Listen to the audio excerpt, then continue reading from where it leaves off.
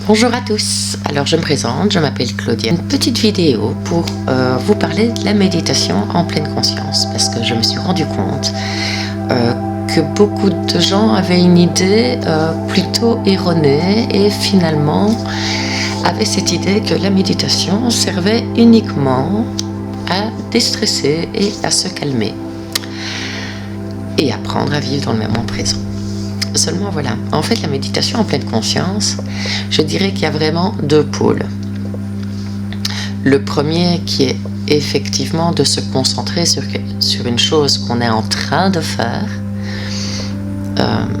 parce qu'en général nous sommes envahis de pensées permanentes, soit on repense à des choses du passé, c'est-à-dire des discussions, des événements, en se disant tiens j'aurais dû faire ça, j'aurais dû dire ça, et ainsi de suite. Ou alors ce sont des pensées plutôt de type anxiogène ou d'injonction, en se disant tout à l'heure je dois faire ça, et si je ne fais pas ça, il y aura ça, et ainsi de suite. Donc c'est vrai que la méditation en pleine conscience, de par ces exercices, elle vous apprend à vider un peu la tête, à se dire, bon, là je suis en train de faire quelque chose et je vais vivre l'expérience que je suis en train de vivre pleinement, sans penser en comprendre. Le deuxième pôle, une fois qu'on a acquis cette capacité de concentration et d'amener l'attention dans le moment présent, elle permet aussi d'amener l'attention et le ressenti émotionnel au moment où on le souhaite. Alors je m'explique. Les émotions, on le sait, lorsqu'elles sont mises dans une petite boîte, elles explosent à un moment donné.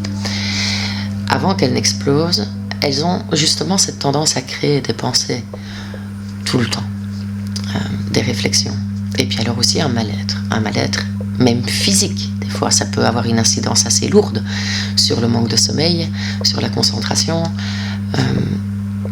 des douleurs physiques. Il y a énormément de maladies qu'on appelle psychosomatiques, de type fibromyalgie, psoriasis, où on sait bien que le mental et l'émotionnel ont une incidence directe. En cas de stress intense, par exemple, vous allez avoir une poussée de psoriasis ou une poussée de fibromyalgie. Toutes ces émotions donc ont été des émotions qui ont été mises de côté.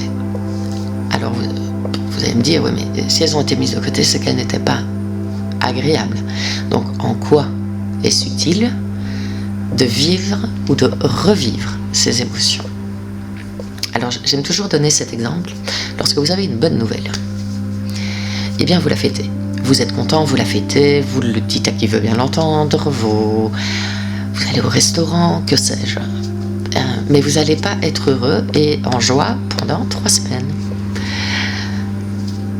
À part si vous avez gagné vraiment des millions et des millions. Mais en général, la joie, le sentiment, l'émotion de joie, elle s'estompe. Et pourtant, lorsque vous recevez une mauvaise nouvelle, en général, on n'en parle pas beaucoup. Parce que les émotions telles que la colère, la frustration, la tristesse, la peine, on n'aime pas l'afficher, surtout à une époque où on prône la positive attitude. Et donc du coup, toutes ces émotions-là, elles sont mises sur le côté. Et on est bien d'accord que lorsque vous avez une mauvaise nouvelle, lorsque vous recevez une mauvaise nouvelle, vous pouvez mettre des semaines à la digérer et à passer à autre chose. Et c'est là que la méditation en pleine conscience, elle peut prendre tout un sens et toute une application. Elle devient presque, pas physiquement, mais mentalement active. Donc, grâce à cette capacité acquise dans un premier temps de décider où vous amenez votre attention, vous allez pouvoir vous remettre dans l'état d'esprit, dans l'état émotionnel et dans l'état physique que vous étiez au moment de cette émotion que vous avez mis de côté. Et vous allez pouvoir la revivre, et la revivre pleinement. L'utilité, c'est qu'une émotion, quand elle est réellement vécue, quand on la laisse s'exprimer, comme tout à l'heure la joie, eh bien elle passe.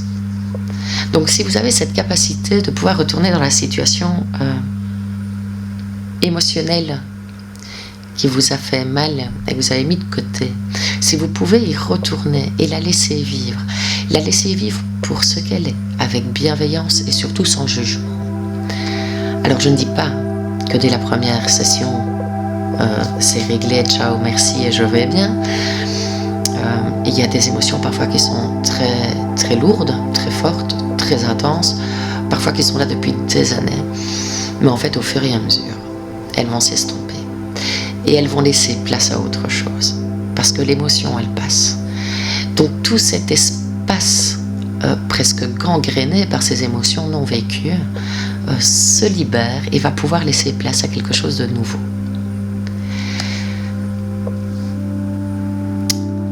Je voulais vous expliquer ceci parce que je l'entends trop souvent qu'en fait, oui, mais la méditation, c'est juste mettre son cerveau en veille, quoi. Ne plus faire le vide et ne plus penser à rien. Eh bien non, pas forcément. Et ces applications, elles sont plutôt intéressantes dans l'après. Pas la première partie de l'apprentissage, qui est certes très utile. Pouvoir se débarrasser des pensées comme ça envahissantes, ça peut être très utile et vous faciliter la vie tous les jours. Pouvoir vous recentrer ou gérer une émotion dans l'instant, si elle est en train de s'exprimer à un moment qui n'est pas adéquat, c'est intéressant évidemment. Par contre, le plus intéressant, c'est toutes les applications indirectes.